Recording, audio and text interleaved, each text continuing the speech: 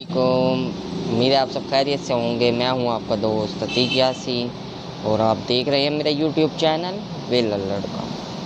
दोस्तों आज फिर आपका भाई आपके लिए एक नई इन्फॉर्मेशन के साथ हाजिर है। जो लोग न्यू हैं उनसे मैं कहूँगा कि मेरे चैनल को सब्सक्राइब करें ताकि आप तक अच्छी इन्फॉर्मेशन वीडियोस पहुँच रहे। आज की जो मेरी वीडियो है वो भी इस्लामी है और ये एक किस्सा मैं आपको आज सुनाऊँगा। कुरान मजीद में इसका ज़िक्र है और कुरान मजीद के 15वें पारे की सूरत है, एक सूरत काफ, उसमें इनका यानी किस्सा है असहाबे काफ कौन थे। आपको पता है असहाबे काफ कौन थे? नहीं पता होगा, हम में से बहुत से लोगों को नहीं पता होगा क्योंकि हम लोग कुरान मजीद तो पढ़ते हैं लेकिन उनका तर्जुमा नहीं पढ़ते।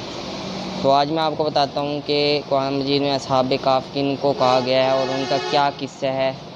तो आप मेरी ये वीडियो आखिर तक देखना है।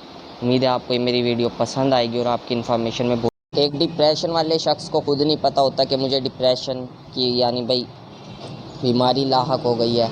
अब वो इसका इलाज क्या करे। और दूसरी बात, ये जो डिप्रेशन की बीमारी है ये ब्लड प्रेशर, दिल की बीमारियाँ और भी बहुत सी बीमारियों को जन्म देती है, यानी इससे और भी बहुत सी बीमारियाँ हो जाती हैं।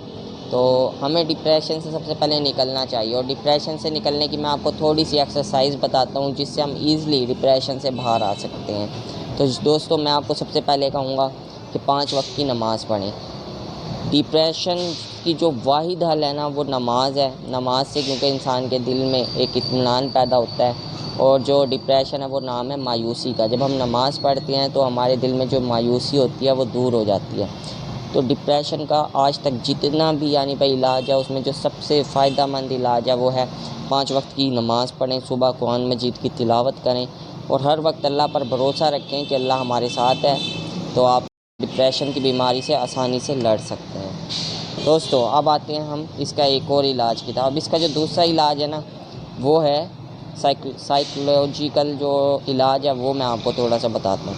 सबसे पहले आप अपने दिल में ये सोचें कि आपको खौफ किस चीज़ का है या आपको किस चीज़ का दुख हुआ है। सबसे पहले ये सोचें। जब आपको पता चल जाएगा कि आपको खौफ किस चीज़ का है तो आप आसानी से डिप्रेशन का मुकाबला कर सकते हैं। फ़र्ज़ करें आपको किसी ने कोई बात कही और आपने वो दिल पे लग गई हो। अब आप उसको सोचें, एक वक्त के लिए आप सब भूल जाएं और सोचें और कितना बुरा कह सकता था वो। फ़र्ज़ करें उसने आपको कुछ गलत लफ्ज़ बोले हैं, अब अपने जहन में और बुरे लफ्ज़ लाएं, उसने ये तो नहीं कहे ना।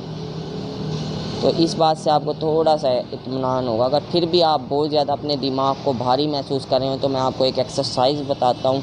ये एक्सरसाइज आप करें और इंशाअल्लाह ये एक्सरसाइज मैंने जिसे भी बताई है उसने बहुत फ़ायदा हुआ है, उस बिल्कुल मायूस हो जाता है। तो इसको हम कहते हैं कि ये बंदा डिप्रेशन में चला गया। दोस्तों, आज मैं आपको बताता हूँ कि खुशी का जो ताल्लुक़ है ना वो हमारी ज़ाहिरी जो खुशी होती है वो सिर्फ 5% होती है और 95% जो खुशी होती है वो हमारे अपने दिल में होती है और इसका जो कंट्रोल है वो अल्लाह ताला ने हमारे हाथ में रखा है। आप में से बहुत से लोग सोच रहे होंगे कि खुशी का ताल्लुक़ पैसों से होगा। पैसों से ताल्लुक़ बिल्कुल भी नहीं है। पैसों से ताल्लुक़ सिर्फ 5% है।